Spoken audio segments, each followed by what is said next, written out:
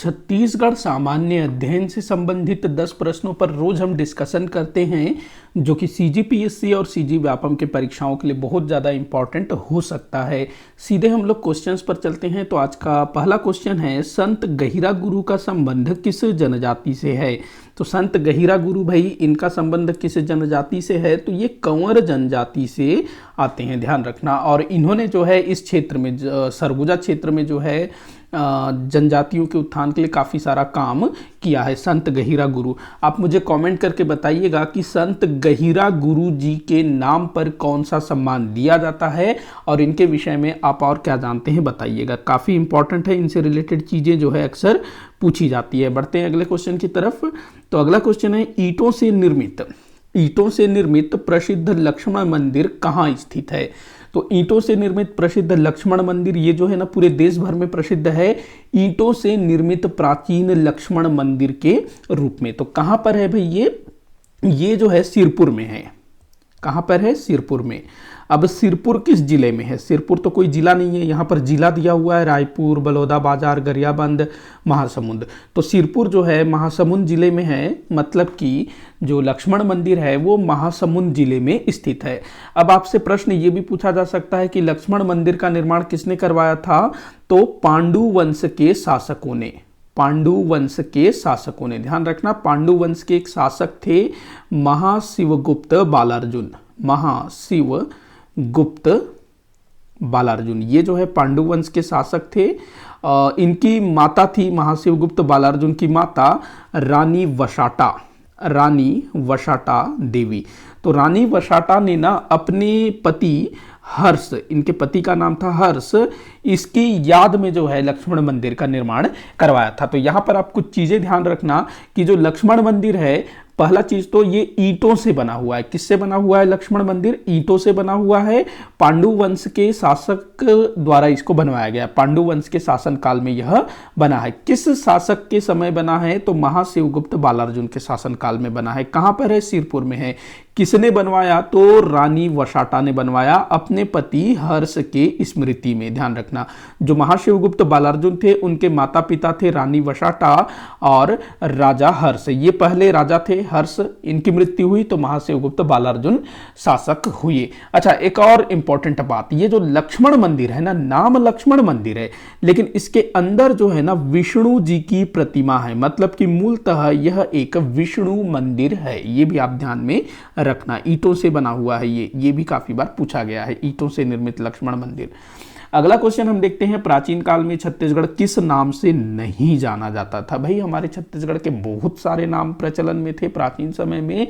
कोसल कहा जाता था, विशेष करके गुप्त काल में जो है कोसल का उल्लेख मिलता है। जो समुद्रगुप्त का प्रयाग प्रशस्ति है ना, जिसको हरिशेन ने लिखा है, तो उसमें जो है छत्तीसगढ़ को कोसल कहा गया है। उसमें लिखा गया है कि समुद्रगुप्त ने कोसल के राजा महेंद्र सेन को पराजित किया। ऐसे दक्षिणापथ भी कहा गया है इसको, विशेष करके गुप्त काल में, क्योंकि ये जो दक्षिण कौशल है, मतलब हमारा जो छत्तीसगढ़ है, दक्षिण जाने वाले मार्ग में था। इसी कारण इसको जो है दक्षिणापथ या फिर दक्षिणापदा भी कहा जाता था।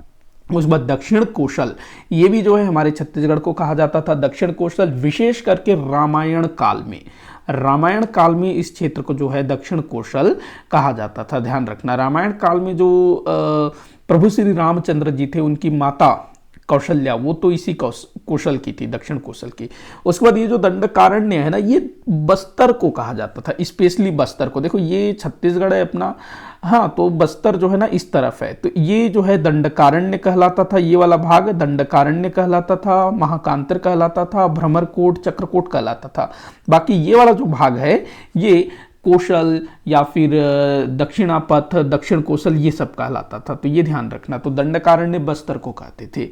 अगला क्वेश्चन हम देखते हैं, निम्न कथनों पर विचार करने को बोल रहा है। पहला दिया हुआ है, तेंदुपत्ता को समर्थन मूल्य पर खरीदा जाता है। जी हाँ, बिल्कुल सही है। वर्तमान समय में शायद 4,000 रुपये प्रति बोरा समर्थन मूल्य दिया जा रहा है, जहां तक मुझे ध्यान आ रहा है। हाँ, 4,000 होना चाहिए, पहले 2,500 था, 2,500, फिर वर्तमान भूपेश बघेल जी की सरकार ने उसमें 1,500 रुपये ऐड करके 4,000 रुपये कर दिए हैं।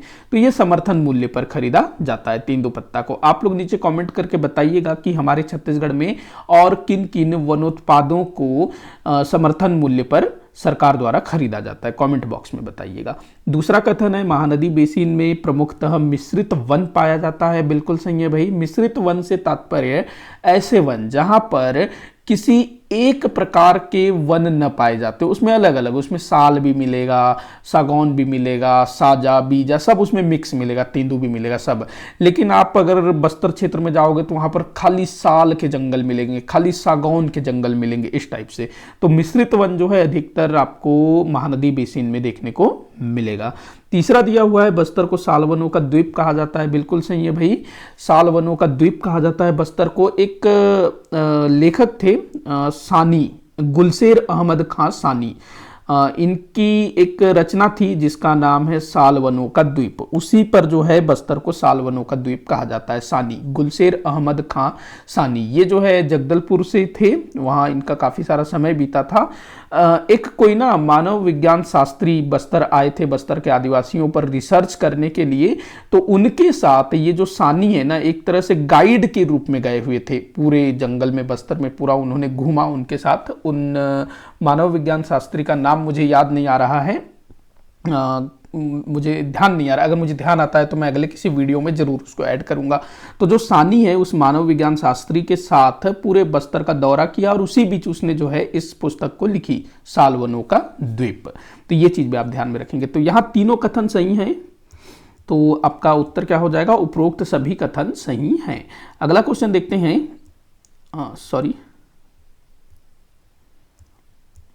अगला क्वेश्चन देखते हैं। भारत में राज्यों के स्थापना के आधार पर छत्तीसगढ़ राज्य का क्रम है।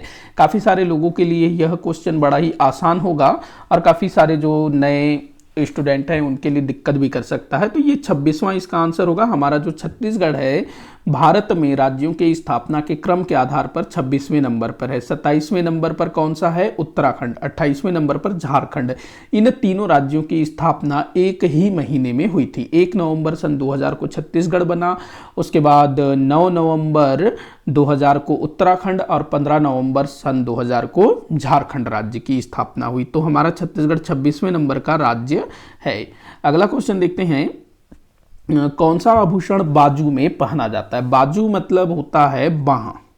बाजू मतलब क्या होता है? बाह, आर्म। तो बहुटा ये बाजू में पहना जाता है, नागमोरी भी बाजू में पहना जाता है, पहुंची भी पहना जाता है, चूड़ी जो है ना ये कलाई में पहना जाता है, कलाई में। अब देखो, अगर हाथ बोलता ना तो फिर उसमें बाजू, कलाई सब कुछ आ जाता, लेकिन यहाँ पर स्पेशली बाजू पूछ रहा है।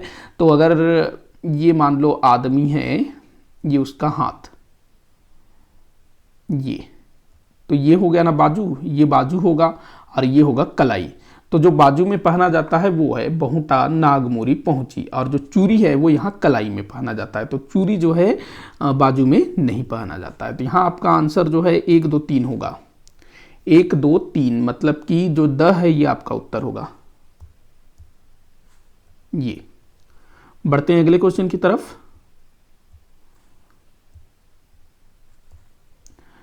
छत्तीसगढ़ राज्य सरकार के राज्य प्रतीक चिन्ह में किस फसल को प्रदर्शित किया गया है? ये आपको बताना है। हमारे छत्तीसगढ़ राज्य का जो राजकीय प्रतीक चिन्ह है, जिसमें छत्तीसगढ़ मतलब जो 36 किले हैं उनको दिखाया गया है, ऊर्जा चिन्ह को दिखाया गया है, इसके बाद छत्तीसगढ़ की नदियों को दिखाया गया है, बीच में अशोक स्तंभ बना हुआ है, इसके अलावा फसल को भी दर्शाया गया है। तो कौन सा फसल इसमें प्रदर्शित किया गया है?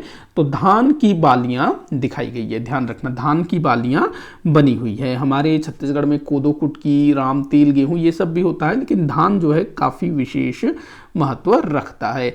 अगला क्वेश्चन है, किस रियासत में कथक नृत्य को सर्वाधिक प्रोत्साहन मिला?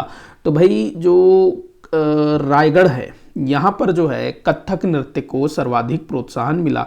इस रियासत में एक राजा हुए महाराजा चक्रधर सिंह।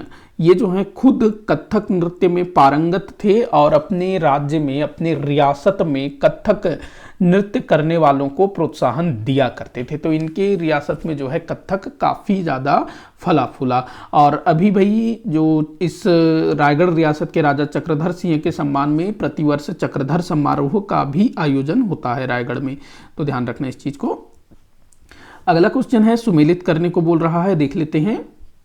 मराठा कालीन कर, मराठा कालीन कर और वो उसके विषय ये दिया हुआ है, देखते हैं। बड़ा अच्छा क्वेश्चन हो सकता है ये, इस तरह के क्वेश्चन बनते हैं। तो देखते हैं भाई, पहला क्या है, टकोली। तो टकोली क्या होता था, किस तरह का कर होता था टकोली? तो ये जो टकोली है ना, ये आयात निर्यात जमींदारों से लिया जाने वाला कर होता था टकोली। टकोली जो है जमींदारी से लिया जाने वाला कर टकोली कहलाता था। तो ए का हो जाएगा 2। उसके बाद दूसरा दिया है सायर। सायर जो है ना, ये आयात निर्यात कर होता था। आयात निर्यात कर मतलब कि राज्य में जो भी बाहर से जो भी सामान आएगा, राज्य से जो भी सामान बाहर जाएगा, उस पर लगने वाला कर सायर कहलाता था। तो ये 1 नहीं 3 होगा, 3। उसके बाद है पंडरी। पंडरी जो है ना, ये गैर कृषक वर्ग से लिया जाने वाला कर होता था। पंडरी गैर कृषक वर्ग से, तो सी का हो जाएगा 1। उसके बाद दिया हुआ है सेवई। सेवई जो है अन्य छोटे मोटे कर को कहा जाता था। अन्य छोटे मोटे कर और जुर्माने से जो भी पैसा आता था उसको जो है सेवई कहा जाता था। तो ये हो जाएगा 4। तो 2 3 1 4 आपका उत्तर होगा। तो ये मराठा कालीन कर है और उनके विषय है, इसको आप लोग ध्यान में रखेंगे। तो क्या था भाई, 2 3 1 4 ना, 2 3 1 4 कहाँ गया, ये आपका उत्तर होगा 2 3 1 4। अगला क्वेश्चन देखते हैं, जो कि इस वीडियो का आखिरी क्वेश्चन होगा। जगतपाल देव किसके सामंत थे? जगतपाल देव, तो ये जो जगतपाल देव है ना, पृथ्वीदेव द्वितीय का सामंत था। और इसने, जगतपाल देव ने पृथ्वीदेव द्वितीय के शासनकाल में राजिम के राजीव लोचन मंदिर का जीर्णोद्धार करवाया था। राजिम जो गरियाबंद में है ना, तो वहाँ पर राजीव लोचन मंदिर है, जहाँ पर प्रत्येक वर्ष माघ पूर्णिमा के दिन मेले का आयोजन होता है। तो इसी राजीव लोचन मंदिर का जीर्णोद्धार किसने करवाया था? पृथ्वीदेव द्वितीय के शासनकाल में जगतपाल देव द्वारा इसका जीर्णोद्धार करवाया गया। काफ़ी बार पूछा गया है, ध्यान रखना। इसी के साथ आज का ये वीडियो यहीं पर समाप्त होता है। आप लोग मुझे कमेंट करके बताइएगा कि आपसे कितने क्वेश्चन सॉल्व हुए। किसी भी क्वेश्चन में कोई भी डाउट हो तो ज़रूर बताइएगा। वीडियो को आखिर तक देखने के लिए बहुत बहुत धन्यवाद।